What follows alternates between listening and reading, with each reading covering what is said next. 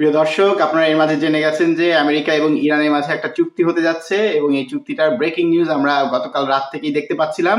এবং যেটি গুরুত্বপূর্ণ সেটি হচ্ছে যে এটি কিন্তু শুধুমাত্র ট্রাম্প কিংবা আমেরিকা থেকে আসেনি, কারণ হচ্ছে আমেরিকা এবং ট্রাম্প, বিশেষ করে ট্রাম্প অনেকবার এই চুক্তির কথা বলেছে, কিন্তু এরপরে আমরা কোনো কিছু দেখিনি। কিন্তু এখন যেটা হচ্ছে সেটা হচ্ছে যে ইরানের তরফ থেকেও বলা হচ্ছে হ্যাঁ, চুক্তির সকল বিষয় সম্পূর্ণ হয়েছে এবং এই 19 তারিখ শুক্রবার চুক্তিতে এগ্রিমেন্টটা সাইন করা হবে।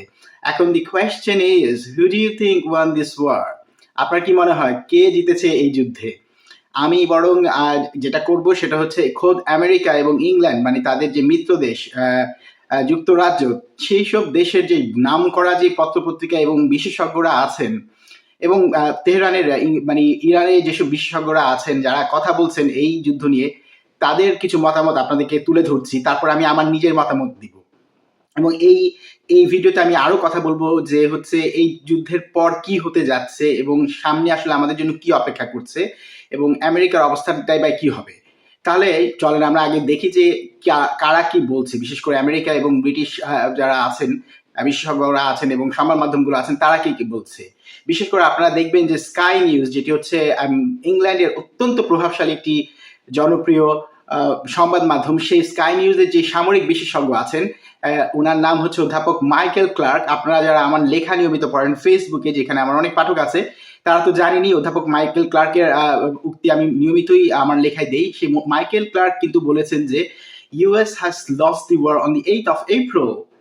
মানে মাইকেল ক্লার্ক বলতে চাচ্ছেন যে আমেরিকা আসলে যুদ্ধটা 8 এপ্রিলেই হেরে বসে আছে। মানে যখন আমেরিকাকে যুদ্ধবিরতি মানতে হয়েছিল, মানে যুদ্ধবিরতির জন্য প্রস্তাব দিতে হয়েছিল ইরানের কাছে, তখনই আসলে আমেরিকা ওই যুদ্ধটা হেরে গেছে।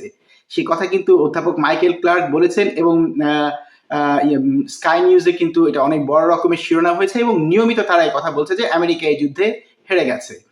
এরপরে হচ্ছে আটলান্টিক, দি আটলান্টিক, এটা হচ্ছে আমেরিকার অত্যন্ত পৃথিবীর 3 থেকে 4টা যদি প্রভাবশালী এবং অত্যন্ত জনপ্রিয় এবং খুবই ক্রেডিবল যদি সংবাদ মাধ্যম থাকে, আটলান্টিক। এবং এই আটলান্টিক কি শিরোনাম করেছে জানেন? আটলান্টিক শিরোনাম করেছে হচ্ছে Trump's end game is surrender. তার মানে তারা বলতে যাচ্ছে ট্রাম্পের এন্ড গেম মানে হচ্ছে ইরানের যে যুদ্ধ শেষ করতে হবে হচ্ছে সারেন্ডারের মাধ্যমে। This is exactly what they are talking about. Atlantic এই কথা বলছে যে Trump's end game is surrender, মানে তারাই বলছে যে আসলে সারেন্ডার করা ছাড়া ট্রাম্পের আর কোনো উপায় নেই। তাহলে তো বুঝতেই পারছেন এই দুটো আমেরিকা এবং ইংল্যান্ডের দুটো অত্যন্ত প্রভাবশালী যেই সংবাদ মাধ্যম, তারাই এই কথা বলছে। এছাড়া যেমন ধরেন অধ্যাপক জেফ্রি সাকস, তিনি তো জানেনই হচ্ছে কলম্বিয়া বিশ্ববিদ্যালয়ের অত্যন্ত নামকরা অধ্যাপক এবং নিয়মিতই কিন্তু তিনি ভূরাজনীতি নিয়ে কথা বলেন। তিনি বলেছেন যে ইটস এ টোটাল হিউমিলিয়েশন, মানে এটা হচ্ছে আমেরিকার জন্য হচ্ছে রীতিমতো একটা অপদস্থকর অবস্থা, মানে ইরান আমেরিকাকে রীতিমতো অপদস্থ করে ছেড়েছে, এই কথাও কিন্তু বলা হয়েছে। এবং সবচাইতে ইন্টারেস্টিং যেটা, অধ্যাপক মারান্ডি, যিনি তেহরান বিশ্ববিদ্যালয়ের একজন অধ্যাপক, আমি ওনার রেফারেন্স অনেকবার আমার লেখায় দিয়েছি, যারা আমার লেখা পড়েছেন ফেসবুকে, আমার লাখ লাখ মানুষ ইরান যুদ্ধ নিয়ে লেখা পড়েছেন, তা তো নিশ্চয়ই জানেন। অধ্যাপক মারান্ডি, যিনি অনেক বছর ধরে আসলে ইরান যুদ্ধ নিয়ে কথা বলছে, তিনি গতকাল রাতেই যখন এই নিউজটা ব্রেক হলো যে এগ্রিমেন্ট হচ্ছে, তিনি কর্নেল ড্যানিয়েল ডেভিস, আমেরিকান একজন সাবেক কর্নেল, তার শোতে গিয়ে যেটা বলেছেন সেটা হচ্ছে যে it's a disaster for United states, মানে এটা হচ্ছে মানে রীতিমতো আমেরিকা আসলে রীতিমতো বিধ্বস্ত হয়ে গেছে। তো আমি আপনাদেরকে বেশ কয়েকটা রেফারেন্স দিলাম, আপনারা নিজেরাই বুঝে নিচ্ছেন যে কিভাবে মানে কে আসলে এই যুদ্ধে জিততে চলেছে বা জিতে গেছে। আপনাদেরকে শুধু আমি আমার একটা বক্তব্য বলি, সেটা হচ্ছে যে কি, আমি যখন যুদ্ধটা শুরু হয়, যেদিন শুরু হয়েছে 28 ফেব্রুয়ারি বোধ করি, তখন ডোনাল্ড ট্রাম্প আসলে মিডিয়া এসে বলেছিল যে we are not going to make any deal until and unless Iran totally surrender, মানে হচ্ছে যে কমপ্লিট সারেন্ডারের কথা বলেছিল আর কি ডোনাল্ড ট্রাম্প। মানে সে বলেছে যে কোনো রকম চুক্তি হবে না, চুক্তির প্রশ্নই আসে না, কোনো চুক্তি আমরা ইরানের সাথে করব না, ইরানকে হচ্ছে একদম টোটাল সারেন্ডার করতে হবে। আর এখন আমরা কি দেখতে পাচ্ছি? আমরা এখন যেটা দেখতে পাচ্ছি সেটা হচ্ছে যে ডোনাল্ড ট্রাম্প চুক্তি করতে চাচ্ছেন এবং সেই চুক্তির জন্য রীতিমতো আপনারা জানেন যে গতকাল যখন এই লেবাননের বৈরুতে ইসরায়েল হামলা করেছিল, ডোনাল্ড ট্রাম্প ইসরায়েলকেও বকে দিয়েছে এবং কি এমনকি তার সামাজিক মাধ্যমে সেটা নিয়ে পোস্ট করে বলেছে ইসরায়েলের এই কাজটা করা ঠিক হয়নি, এবং কি সে এই কথাও বলেছে যে আমি ইরানকে রিকোয়েস্ট করব যে যাতে তারা এর বদলা নিতে ইসরায়েলে হামলা না চালায়। অর্থাৎ সে ইরানকে রিকোয়েস্ট করছে যাতে করে শেষ পর্যন্ত ডিলটা হয়, মানে এগ্রিমেন্টটা যাতে হয়, তার জন্য সে ইরানকে এখন রিকোয়েস্ট করবে। অর্থাৎ সে ডিল করার জন্য আসলে রীতিমতো মানে বসেছিল। তো যাই হোক, এখন একটা ডিল হতে যাচ্ছে এবং এখন মানে যে কোনো whatever kind of a deal হওয়া মানেই হচ্ছে ইরান আসলে জিতে যাচ্ছে। কারণ ইরানকে তো টোটাল সারেন্ডারের কথা বলা হয়েছিল ইরানকে মাটির সাথে মিশিয়ে দেওয়া হবে, তাদেরকে প্রস্তর যুগে নিয়ে যাওয়া হবে, তাদেরকে কি যেন বলে, মানে এমনকি অনেক কথা বলা হয়েছে যে 5 ঘন্টার মধ্যে হচ্ছে একটা সভ্যতা ধ্বংস করে দেওয়া হবে। There are many other things that Trump said, but here we are now.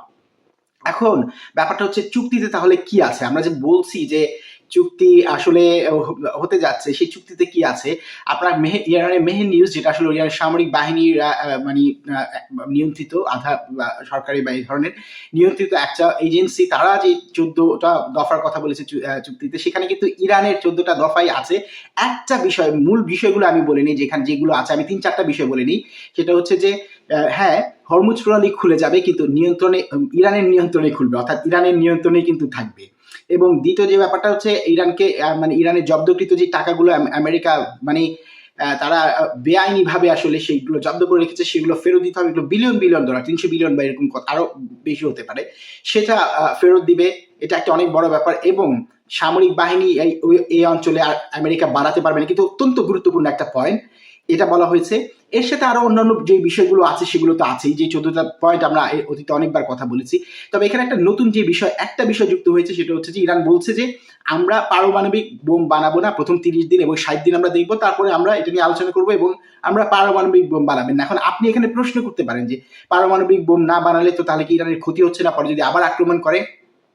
বিষয়টা হচ্ছে এখানে যে পারমাণবিক বোম তো ইরান কখনো বানাতে চায় নাই, কিন্তু তারা তো বলে নাই যে তারা তাদের নিউক্লিয়ার প্রজেক্ট, মানে হচ্ছে তাদের এনরিচ যে ইউরেনিয়াম আছে, সমৃদ্ধ ইউরেনিয়াম যেটা আছে, সেটা কাউকে দিয়ে দিবে। তারা এটা কাউকে দিচ্ছে না, এবং তাদের পারমাণবিক প্রকল্প যেটা আছে সেটাও কাউকে দিচ্ছে না এবং ধ্বংস করছে না। অর্থাৎ যদি আমেরিকা কখনো এই চুক্তি ভঙ্গ করে কিংবা যদি ইসরায়েল আবার হামলা করে, ইরান চাইলে যে কোনো সময় পারমাণবিক বোম বানাতে পারবে, কিন্তু তারা বলছে আমরা বানাবো না, আমরা এটা দেখবো, আমরা পরীক্ষা করে দেখবো। অর্থাৎ এখানে বলা যেতে পারে যে Iran has the upper hand and they are the winner. This is a complete winner. কিন্তু এখানে একটা প্রশ্ন আছে, তাহলে ভবিষ্যতে কি হতে যাচ্ছে? মানে কারণ এই চুক্তিটা হলো, এরপরে যে ইসরায়েল আবার ইরানে গিয়ে হামলা করবে না, কারণ ইসরায়েল তো স্যাবোটাজ করতে পারে, বা কিংবা আমেরিকাও যদি কখনো আবার হামলা করে, তাহলে ইরান তাহলে সেক্ষেত্রে কি করবে, বা কিভাবে আসলে এই ব্যাপারটা সলভ হবে যদি ইসরায়েল, বিশেষ করে ইসরায়েল যদি স্যাবোটাজ করতে চায়? সেই ক্ষেত্রে যেটা ব্যাপার, সেটা হচ্ছে ট্রাম্প বলেছে যে সে হচ্ছে নেতানিয়াহুকে, সে একটা পোস্ট করেছে যে নেতানিয়াহুকে সে বলেছে যে Netanyahu should be really thankful to me, Netanyahu আমার কাছে থ্যাঙ্কফুল থাকবে যে এগ্রিমেন্টটা হচ্ছে। কেন তাহলে এই কথা বলছে, এটা কিন্তু আপনাকে বিশ্লেষণ করতে হবে।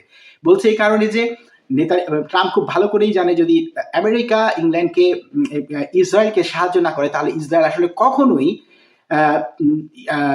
ইরানের সাথে পেরে উঠবে না। ইরানের যে পরিমাণ মিসাইল, ড্রোন এবং অন্যান্য প্রযুক্তি আছে, ইসরায়েলের পক্ষে নিজের পক্ষে কোনোদিনও টিকা সম্ভব না। এই জন্যই হয়তো ট্রাম্প বলছে যে Israel should be thankful that we are making N agreement. কারণ তা না হলে যেটা হবে সেটা হচ্ছে যে ইসরায়েলের কিন্তু অনেক বড়, ইসরায়েল কিন্তু আর পেরে উঠবে না। তবে এখানে একটা কথা বলিনি, ট্রাম্প প্রশাসনের যে কাউন্টার টেরোরিজমের হেড ছিল জো কেন্ট, তিনি একটা কথা বলেছেন, আজকে আল জাজিরা সেটা নিয়ে একটা রিপোর্ট করেছে। জো কেন্ট বলছে যে আমেরিকার উচিত হবে হচ্ছে ইসরায়েলকে সকল রকম সাহায্য দেওয়া বন্ধ করে দেওয়া, নইলে ইসরায়েল থামবে না।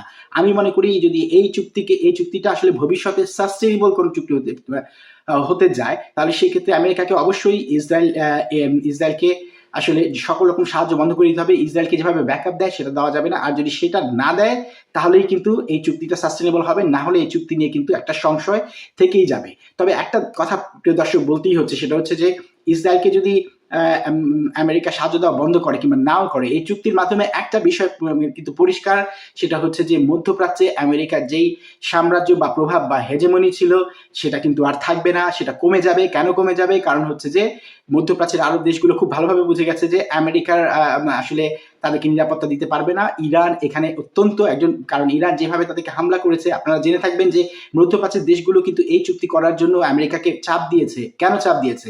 কারণ হচ্ছে যে ইরান তাদেরকে হামলা করেছে, ওদের অর্থনীতি গত 3-3.5 মাসে কিন্তু প্রায় ধসে পড়ার মতো অবস্থা, খুবই খারাপ অবস্থার দিকে যাচ্ছিল।